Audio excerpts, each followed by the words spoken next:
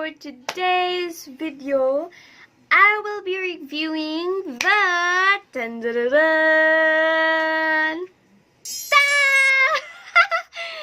kaya ko lang masaya. So, I will be reviewing this Nature Republic na Soothing and Moisture Aloe Vera. This one, yung pinaka-uso today.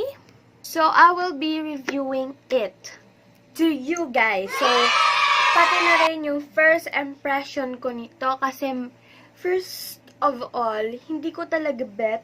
I mean, wala talaga akong plan na bilhin siya. Kaso, marami na akong nakitang mga vloggers, YouTube creator na gumagamit nito at marami itong usage.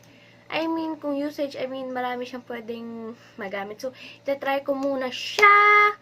Yan. So,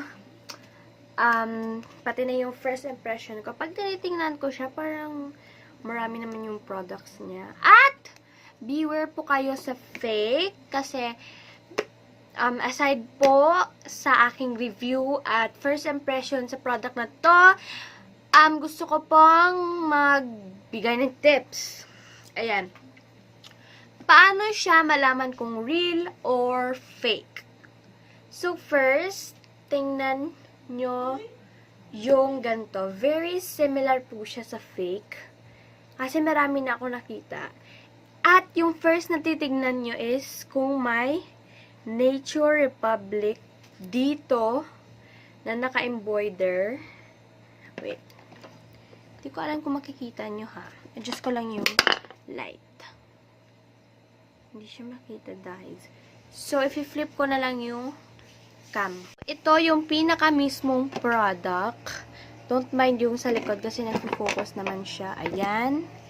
Ito yung pinaka mismong product. So, titignan nyo po kung may Nature Republic na naka-embroider dito. Tapos, yung dito, same na same po siya sa fake. So, hindi ko alam kung ma-insert ko dito yung fake. Hindi ko alam. Siguro, i-insert ko na lang yung fake dyan. At wala yung embroider yung fake. Tapos, dito sa likod, yung first na titignan nyo, kasi ito talaga to. Yung dito po, ayan, dito, kung may dots or wala. Kasi po, kung walang dots, ay fake po siya. Ayan, dots. Tapos, yung ito po, dapat meron pong ganito. At nakalagay na www.naturerepublic.com at yung date dapat pa ganun. Ayan. So, insert ko dito yung fake kung makikita nyo. Ayan. Matagal na po talaga akong atat na buksan to. Ayan. So, nakita nyo na po yung mga signs na kung fake siya or real. Nakuha ko po to sa online shop for only 100 pesos. Yes! Very affordable. Pero yung original price niya is, meron tayong ano dito, 245 pesos. So, why should try this aloe vera gel? So, ang pinaka-famous is Nature Republic Soothing and Moisture Aloe Vera 92% Soothing Gel first. Why? Number 1, it's suitable for all skin types. Well, tingnan natin. Tapos, it can soothe puffy eye bags. Ooh! Tingnan natin. It will improve your skin's texture. Let's see. Tapos, number 4, it works as a moisturizer plus sleeping mask. Okay, let's try. Number 5, you can use it as a 10-minute facial. It can treat burns and itchy skin. It an excellent body moisturizer daw. So, yun lang lahat. Kasi, sabi dito, word about skin irritation and new pimples appearing. So, marami din ako narinig na nakakakuha to ng pimple something. Aloe vera already has natural cooling properties, so leaving the product in the fridge can make it extra suiting for puffy eye bags. So, first impression pa lang tayo, so ilang days pa tayo magte-try. Kasi ilalagay ko din siya sa ref, sa fridge, para matry din natin yan. So, applying a light layer of gel every night will help minimize your complexions rough texture thanks to its vitamin-enriched formula. Okay? So, notice that your complexion is looking a bit tired lately. So, madami siyang pwedeng magamit. So, before natin anuhin yan, so, buksan na natin siya kasi excited na talaga ako. Sa harapan nyo ko siya bubuksan. So, saan ko siya bubuksan? Dito lang siguro sa taas. Wait. Wow, parang ano tayo Yan. So, choke lang. Oh my God, excited talaga. As in, naka-seal siya. So, ayan. Charot. So, yung packaging niya, my first impression is pwede ko itong ma-DIY at marami akong pwedeng malagyan nito. So, ayan. So, ang dali niyo mabuksan, Tapos, dito is parang 3D. Yung dito niya. Siguro, isa yan na malalaman niyo or fake or not. At yung embroider dito sa ilalim at dito. Okay, so, buksan na natin. Shua! Wow! Yan! Okay, yung dog namin yan. So, paano malaman kung original? Kung meron siyang ganito, nabasa ko yan. Kung meron siyang parang seal. Tapos may nakalagay na Nature Republic. Okay, kung makita nyo. Yan, Nature Republic. So, open na natin na siya!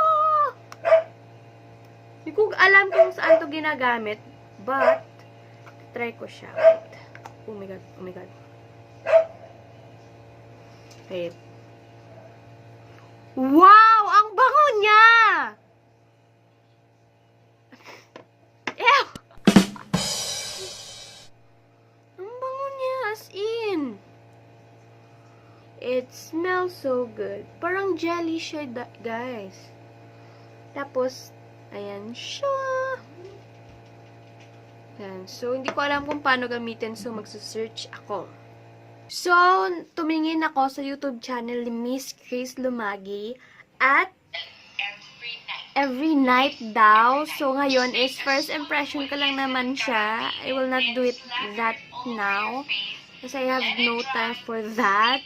Okay. Guys, hindi siya malagkit kasi ang formulation ng aloe vera gel is it is easily absorbed without feeling greasy or oily.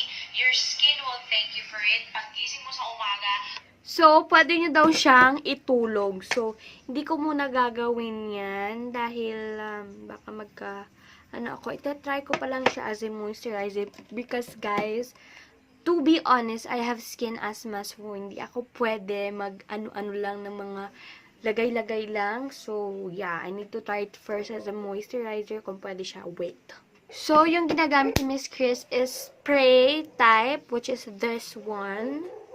Spray type at itong gel type. So, wala akong spray type. So, I'll be using this gel type kasi marami din naman akong nakikitang ginagamit to. So, hindi ko gagamitin na ganun kadami.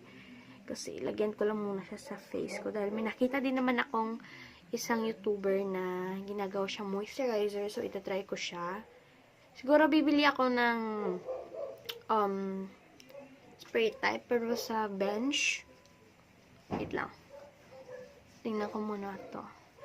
Liit pa lang guys, hindi ako magbibiglang-biglang lagay sa mukha ko ha. Tingnan natin. Kahit maliit lang siya. Okay naman siguro yun, Huwag naman siguro masyadong madami. Tingnan natin kung ano yung magiging update sa face ko nang ginagamit ko na to. Hindi ko alam po ano mas magandang gamitin, morning or gabi. So, let's try. Ang smell niya is parang wipes. Wipes yung smell niya na, wait.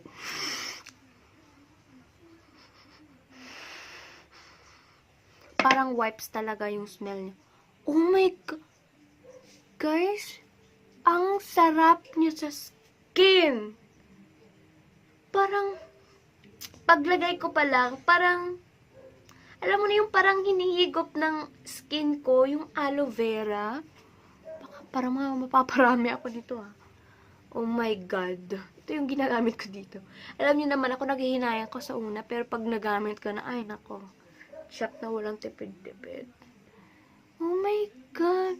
Ang sarap sa skin, guys. Promise. Oh my God. Tomorrow, ilalagay ko to sa ref ngayon. At tomorrow, tingnan natin pag maganda siya sa face. Or, kasi baka mas mabigat siya sa face na ilagay. Oh my God. Ang sarap niya sa feeling, guys. Promise. So, hindi ko pa siya na-tried and tested. Pero, number 1, anti-tigyawat daw to. Hindi naman ako masyado tinitigyawat. Kasi sa ulo, sa dyan ako tinitigyawat. Ayan, so, try ko siya. As in, ang sarap niya sa face. Paglagay ko, parang nakita niyo, parang moisturize yung face ko. So, try kong bumili ng aloe vera from Bench. At i-compare ko silang dalawa kung sino mas maganda sa kanila. Battle of the brands. Comment down below if you want to see that. At pag magpapailo-ilo ako, try kong bumili ng spray type nito. Ayan, nahanap ako kung merong spray type na Nature Republic ako mahanap. Pag magpapailo-ilo kami. So, yes.